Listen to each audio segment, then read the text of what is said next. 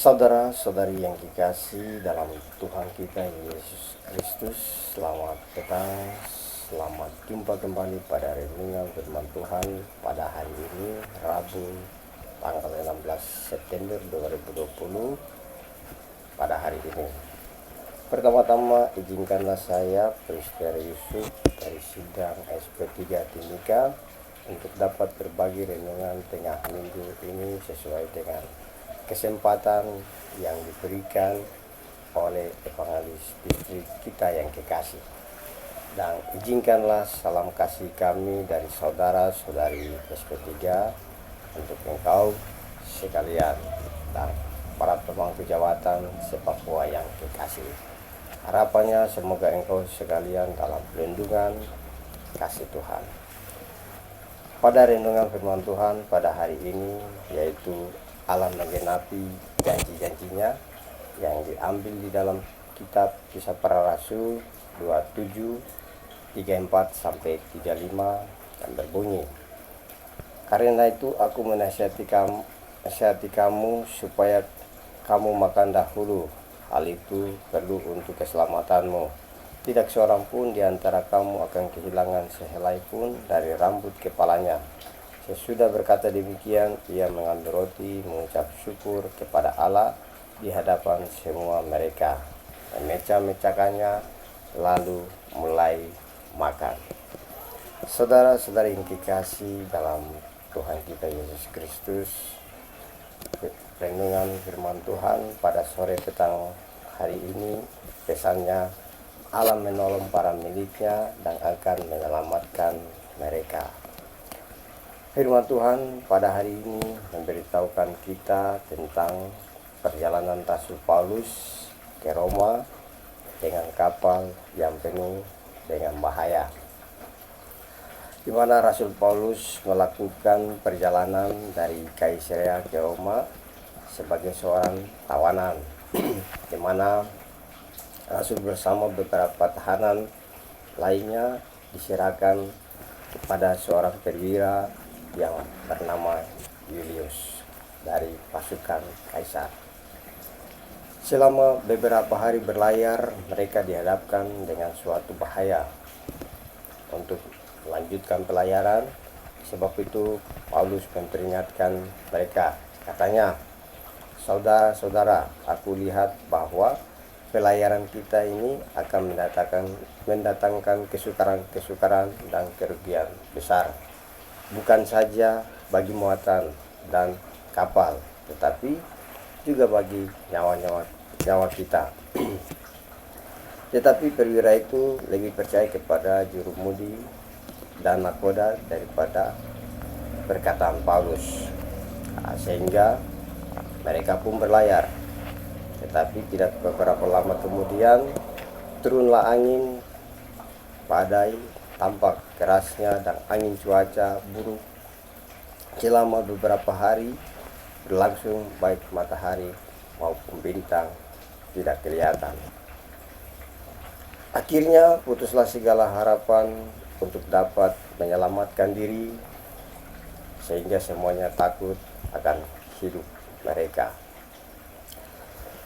Saudara-saudara yang kekasih, maka Paulus pun berdiri dan berkata, saudara-saudara, jika sekiranya nasihatku dituruti supaya kita jangan berlayar, kita pasti terpelihara dari kesukaran dan kerugian ini.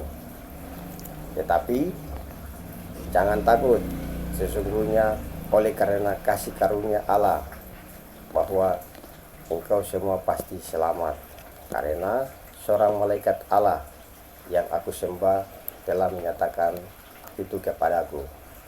Sebab itu tabahkanlah hatimu, karena aku percaya kepada Allah bahwa pasti terjadi seperti yang dinyatakannya kepadaku.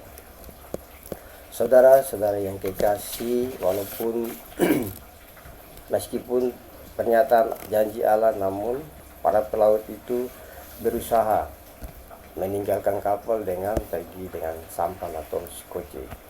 Namun usaha pelarian mereka gagal.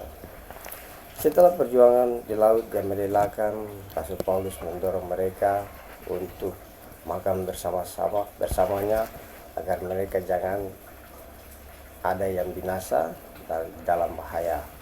Nah, di mana di dalam situasi itu juga prajurit juga memutuskan untuk mau membunuh Paulus dan tahanan-tahanan lainnya. Akan tetapi maksud itu dihindarkan oleh campur tangan perwira.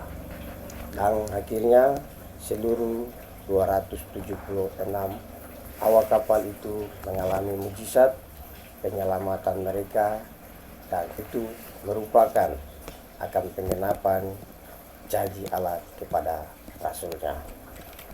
Saudara-saudari yang kekasih, menyikapi akan apa yang terjadi tentang perjalanan Rasul Paulus, itu juga tak terlepas dari perjalanan kita untuk menjadi seorang Kristen di dalam pencobaan-pencobaan hidup yang dapat dimaknai sebagai suatu gambaran di dalam perjalanan menuju Allah, di mana kita juga merasa seperti tawanan-tawanan yang terpapar oleh kewenangan atau kekuasaan jahat.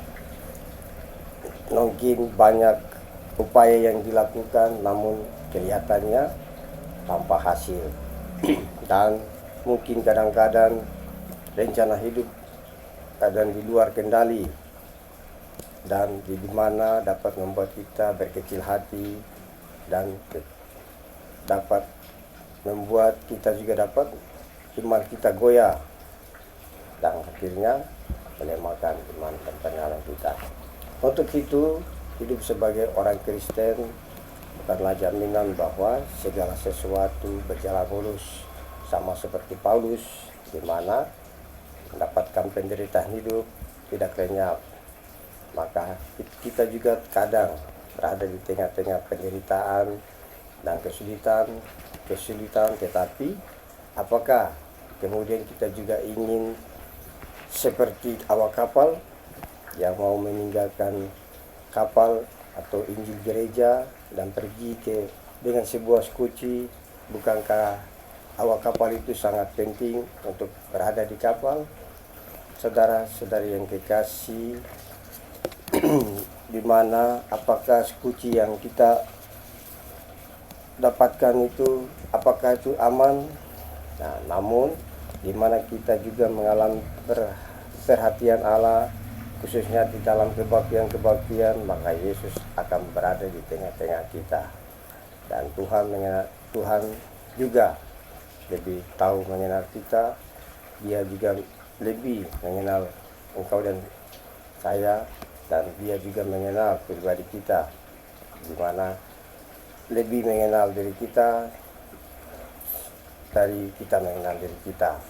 Sebab itu kita dapat juga mempelajari bahwa kita tidak goyah, bahwa kita juga mau percaya, mengandalkan Tuhan, sehingga itu tetap ada di dalam kehidupan kita.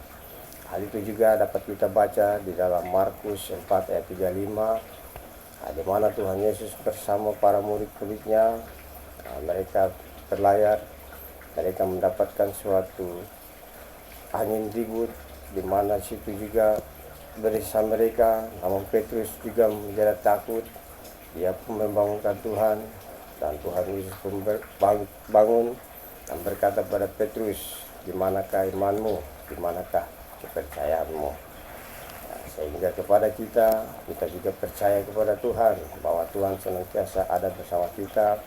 Tuhan senantiasa ada di dalam batrahnya. Dia senang menuntun kita untuk mencapai pada tujuan apa yang menjadi kepercayaan pengantaran kita kepadanya. Oleh karena itu, demikianlah bahwa praktik yang dilakukan Rasul Paulus di kapal bukanlah juga merupakan perjamuan kudus, tetapi juga menyatakan akan peringatan akan perjamuan kudus. Ya, kita yakin dan percaya bahwa kita tidak dapat hidup tanpa Kristus. Baginya, maka itu dapat juga bahwa Yesus benar-benar hadir di dalam perjamuan kudus, di mana kita mengandalkan di dalam kepercayaan Tuhan, sebagaimana Rasul Paulus juga menjadi keselamatan bagi mereka yang berada di dalam kapal, maka kita juga mau percaya kepada para rasul Tuhan yang senantiasa menuntun kita agar kita senantiasa patut untuk mengantar kita pada harinya Tuhan Yesus datang menjemput kita. Amin.